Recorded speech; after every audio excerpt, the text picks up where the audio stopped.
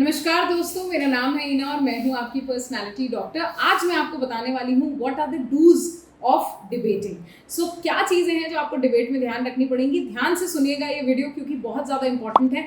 मुझे पता है कि आप डिबेट्स में बहुत ज़्यादा स्ट्रगल करते हैं। कुछ रूल्स, कुछ नियम और कुछ इस तरीके की बातें जो आपकी डिबेट जो है 100% बेहतरीन कर देगा। यही सारी बातों के साथ आ गई हूँ मैं, यानी आपकी प्यारी पर्सनालिटी डॉक्टर। और अगर आपको कोई भी प्रॉब्लम है किसी भी टॉपिक से रिगार्डिंग जो आपको नहीं समझ में आ रहा, तो do write me here in the comment section. And if you are new to the channel, make sure that you like, share and subscribe. So without wasting time, let's get started. सबसे पहला point जो मैं आज आपके साथ discuss करने वाली हूँ, do respect the opponents all the times.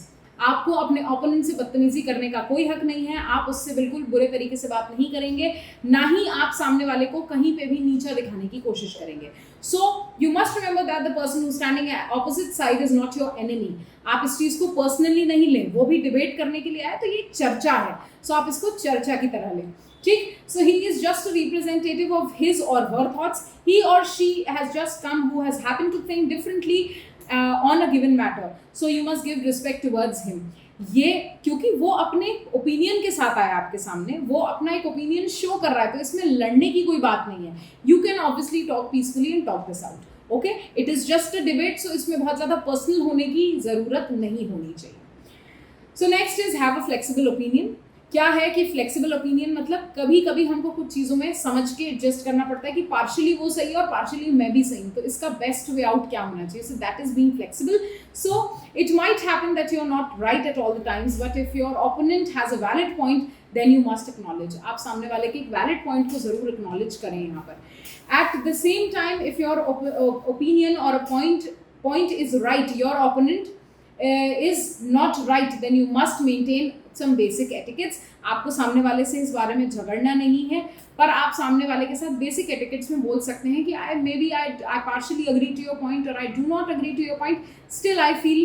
आप इस तरीके से इस डिबेट को आगे बढ़ा सकते हैं।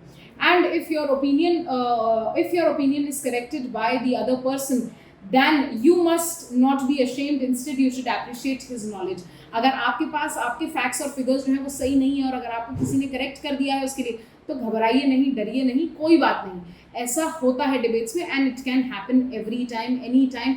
इसमें ज़्यादा परेशान होकर पर्सनल होने की ज़रूरत नहीं है। Next is acknowledge your opponents point. Many make mistakes that becoming defensive and threatening if the points is being disapproved by logical and factual agreements। आप logical agreements के साथ जाइए, factual agreements के साथ जाइए। In fact, it is what will help you to obtain more depth as a person। आप as a person एक सामने वाले के आगे अच्छे और बेहतरीन तब बन सकते हैं जब आप उनके अच्छे पॉइंट्स को भी एक्नॉलेज करें। जैसे कहते हैं ना, कभी आप IAS ऑफिसर बन गए, फर्ज करिए एक IAS ऑफिसर जब मुस्कुराता है तो उसकी मुस्कुराहट में भी इतनी ज़्यादा ज़रूरी नहीं, पर जब तुम हारते हो और मुस्कुराते हो तो वो $1 मिलियन स्माइल है। ध्यान रखना, तुम हारते हो और मुस्कुराते हो तो वो $1 मिलियन स्माइल है, क्योंकि वो स्माइल जो है वो बहुत वक्त तक नहीं रहेगी और बहुत वक्त एक जैसा नहीं रहेगा। सो ध्यान रखना, अगर तुमको लगता है कि तुम एक फेलियर हो और तुमको ऐसा लगता है कि तुम अपने जीवन में अच्छा नहीं कर पा रहे हो, सो डरना और घबराना नहीं, मुस्कुराना, खूब मुस्कुराना, बिल्कुल बिना परेशान हुए, दिन भर सोचे बिना इस बात को बिल्कुल अपने दिमाग से हर बात आउट करके इसको मुस्कुराना और आज के बारे में सोचना कि तुम आज कैसे बेहतर हो सकते हो इसमें, ठीक है। So make sure that you are not hesitant to correct someone who is trying to make up a point. अगर कोई आपसे करेक्ट पॉइंट बता देता है आपको, तो इसमें डरने घबराने की कोई बात नहीं है। आप इजीली उस पॉइंट को एक्सेप्ट कर सकते हैं। Do play with ethos, pathos and logos, one of my very favorite when it comes to a debating। So ethos मतलब building trust, pathos मतलब giving logical arguments और making an emotional connection with the person।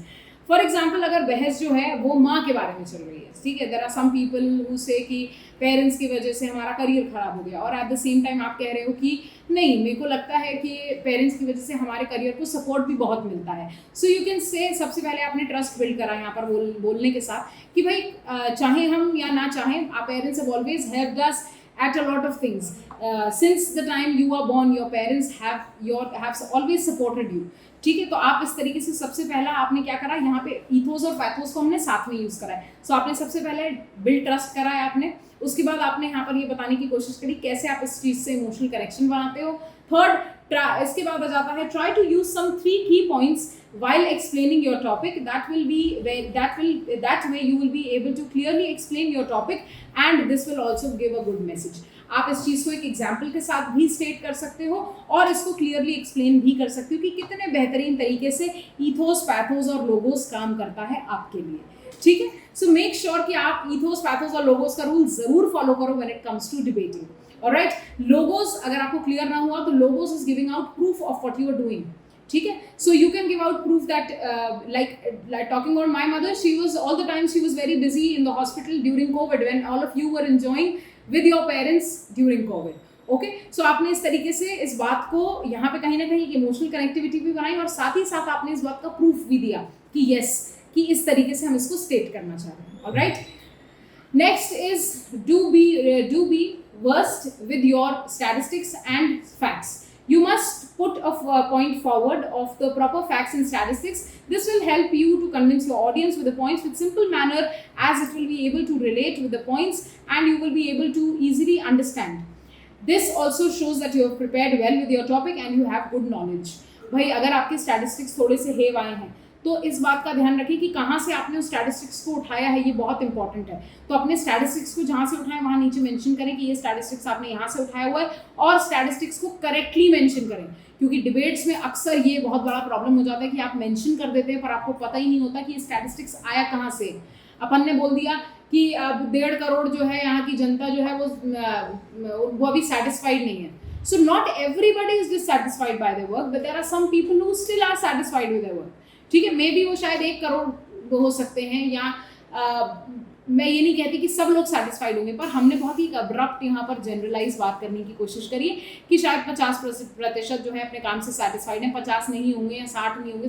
तो abrupt कोई statistics नहीं use करना है यहाँ पे। मेक श्योर कि जहाँ से स्टैटिस्टिक्स यूज़ कर रहे हो नीचे लिखो, मेंशन करो कि ये स्टैटिस्टिक्स किसने दिया है, किसने कहा है ये स्टैटिस्टिक्स को, ठीक। सो आई फील यहाँ पर मैं अपने सारे डूज को कंक्लूड करूंगी कि डूज आप इस तरीके से कर सकते हैं और डूज में हमेशा ध्यान रखिएगा कि किन किन चीज़ों का ध्यान रखना है। So signing off for now, your own personality doctor. I make sure that I come with more videos that talk about what are the things that you should not do in an interview, in a debate, sorry. Thank you so much guys मेरे साथ बने रहने के लिए। मैं हूँ आपकी personality doctor.